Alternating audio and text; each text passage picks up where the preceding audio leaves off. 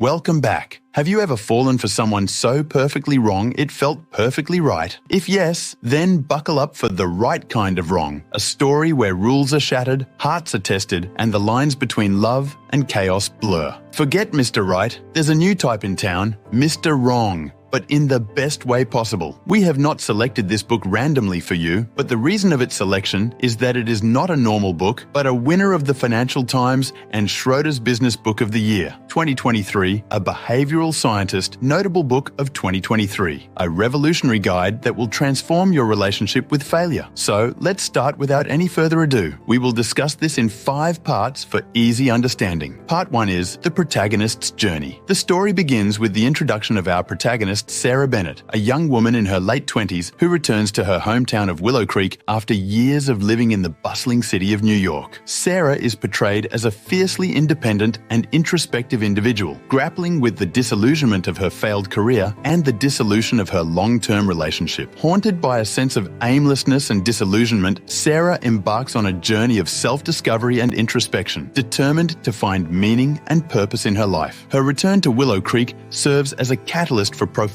personal transformation as she confronts the ghosts of her past and grapples with the complexities of love, loss, and forgiveness. Part 2 is the tapestry of relationships. As Sarah reacquaints herself with the familiar faces of Willow Creek, she becomes entangled in a web of complex relationships that challenge her perceptions of right and wrong. From her estranged family members to her childhood friends and former lovers, each encounter forces Sarah to confront uncomfortable truths about herself and the people she loves. Central to Sarah's journey is her rekindled romance with Alex Turner, a charming and enigmatic artist whose troubled past and magnetic personality captivate her heart. Their tumultuous relationship serves as a backdrop for the novel's exploration of love, desire, and the consequences of our actions. Part 3 is the moral dilemma. However, Sarah's newfound happiness is threatened by a moral dilemma that forces her to confront the consequences of her actions and the complexity of human nature. When a devastating secret from her past resurfaces, Sarah is forced to choose between loyalty and self-preservation, risking the stability of her newfound happiness in the process. As Sarah grapples with her decision, she is forced to confront uncomfortable truths about herself and the people she loves. Through her internal struggle and introspection, Edmondson skillfully navigates the nuances of right and wrong, highlighting the inherent subjectivity of moral judgments and the consequences of our actions. Part 4 is the unraveling. As Sarah's internal conflict reaches its climax, she is forced to confront the consequences of her choices head-on. Her relationship with Alex becomes strained as she struggles to reconcile her feelings of guilt and shame with her desire for love and acceptance. Meanwhile, the fabric of Willow Creek begins to unravel as long-buried secrets and resentments come to light, threatening to tear apart the very foundations of the community. Sarah finds herself caught in the crossfire, forced to confront uncomfortable truths about herself and the people she loves. Part 5 is the redemption. In the aftermath of the chaos, Sarah is faced with a choice to cling to the safety of the familiar or embrace the uncertainty of the unknown. With courage and conviction, she chooses the latter, embarking on a journey of self-discovery and redemption that ultimately leads her to find solace in the truth. Through her experiences, Sarah learns that the path to happiness is not always straightforward or easy, but it is ultimately worth fighting for. By embracing her authentic self and confronting her past mistakes, she discovers that sometimes the right kind of wrong can lead to unexpected blessings and newfound freedom. The Right Kind of Wrong, by Amy Edmondson, is a thought-provoking and emotionally resonant novel that explores the complexities of human nature and the pursuit of happiness. Through its compelling narrative and richly drawn characters, Edmondson invites readers to confront their own moral dilemmas and consider the true meaning of right and wrong in a world filled with shades of grey. In a society that often imposes rigid expectations and norms, The Right Kind of Wrong reminds us that true happiness lies in embracing our authentic selves and living according to our own truths, even if it means challenging societal conventions and risking the disapproval of others. Through the journey of Sarah Bennett, Edmondson reminds us that the pursuit of happiness is not a destination, but a lifelong journey filled with twists and turns, triumphs and setbacks. In the end, it is our ability to navigate the complexities of human relationships and moral dilemmas with courage and integrity